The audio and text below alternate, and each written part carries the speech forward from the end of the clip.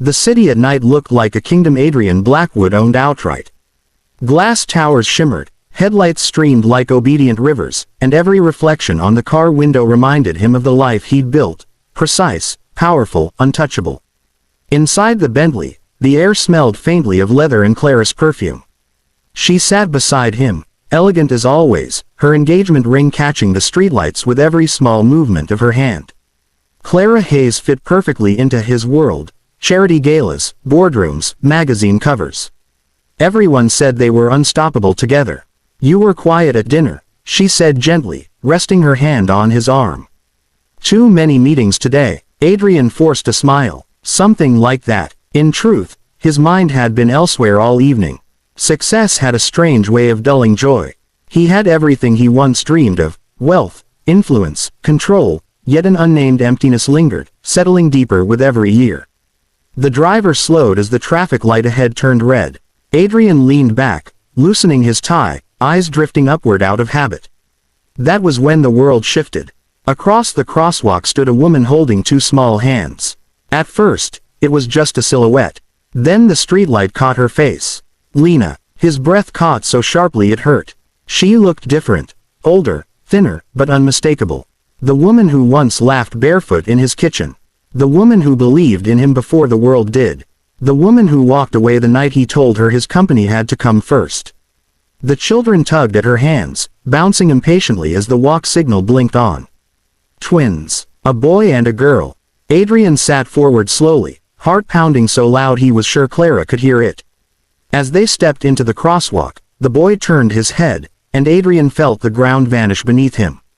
Those eyes. His eyes. The same dark gaze. The same faint dimple when the child smiled.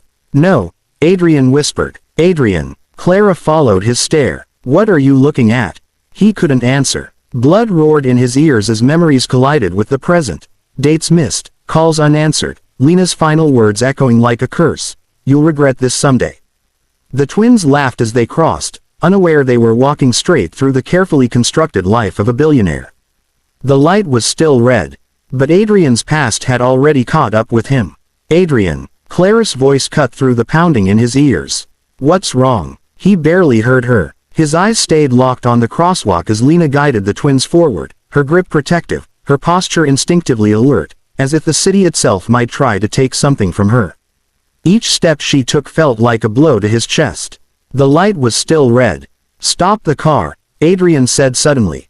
The driver hesitated. "Sir." "Now." The car rolled to a halt just short of the intersection. Clara turned fully toward him, confusion clouding her calm expression. "Adrian, you're scaring me." He reached for the door handle. His hands were shaking. He hadn't felt this out of control since the early days, when one wrong decision could have destroyed everything he built. "I just need a minute," he said, already pushing the door open. "Adrian, wait." Cold night air hit his face as he stepped out, ignoring the honking cars behind him. The city noise faded, replaced by the sound of his own breathing and the quick, light footsteps ahead of him.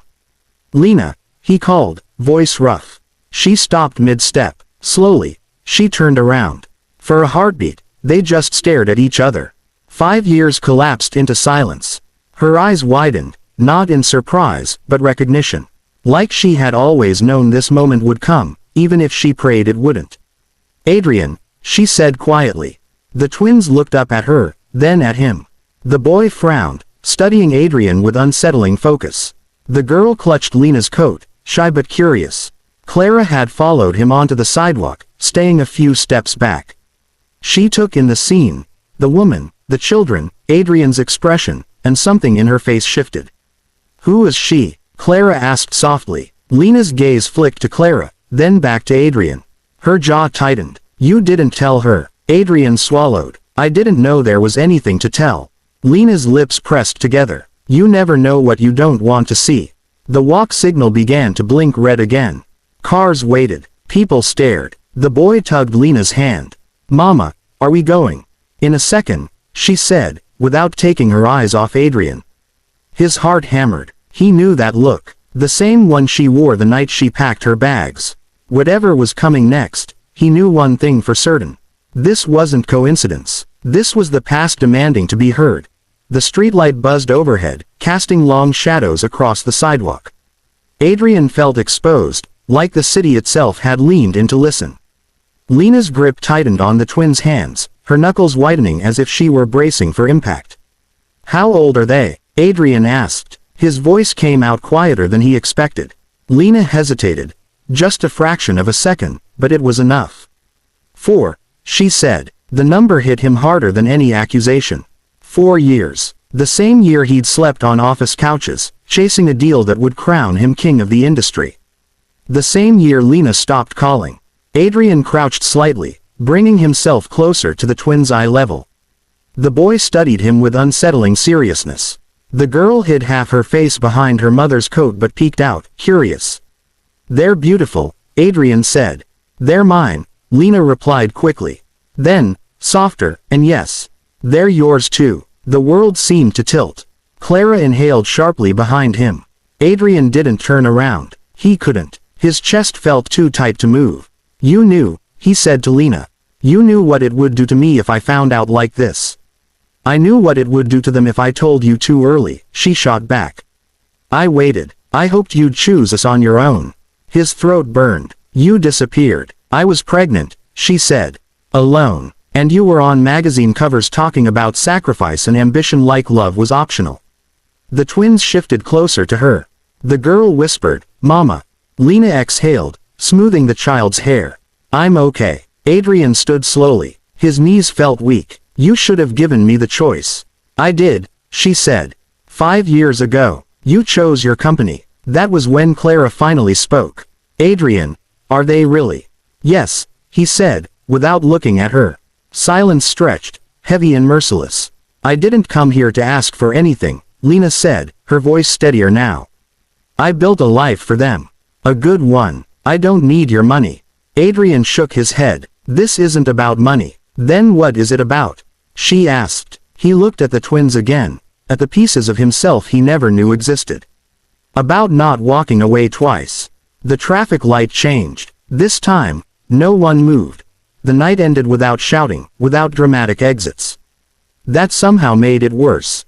Clara didn't cry. She didn't beg. She listened as Adrian explained in broken fragments, his words tripping over years of regret. When he finished, she reached up, removed the engagement ring, and placed it gently in his palm. "You didn't lie to me," she said quietly. "But you also weren't whole." Then she walked away, heels clicking like a countdown he could never stop. Adrian stood alone long after Lena and the twins left. He didn't follow them, not yet. He knew chasing them now would feel like another intrusion. Some wounds needed space before they could breathe. That night, his penthouse felt unfamiliar. Too quiet, too high above the ground. He poured a drink and didn't touch it. Everywhere he looked, he saw reflections of a man who had traded time for power and called it success. He slept on the couch, the same way he had during the years Lena was gone. Only now, he knew why the loneliness never faded. By morning, the decision felt heavy, but clear. At the board meeting, executives laughed nervously, thinking his silence was a strategy. Adrian stood, straightened his jacket, and spoke calmly. "I'm stepping down as CEO." The room erupted. "I'll remain a shareholder," he continued, "but my priority has changed." Someone asked if it was temporary. "No," Adrian said, "it's overdue." Across town, Lena watched the news on a small kitchen TV while the twins ate cereal. The headline scrolled beneath his face. She turned it off quickly, heart racing. That afternoon, there was a knock at her door. Adrian stood there. No suit jacket, no entourage, just a man holding a small paper bag. "I brought coloring books," he said awkwardly. "I didn't know what 4-year-olds like." The twins peeked out from behind Lena. She studied him for a long moment. "This doesn't fix everything, I know," he said. "But I'm not asking to fix it today." She stepped aside. That was enough. Some men build empires. Others learn, too late, that the bravest thing is staying.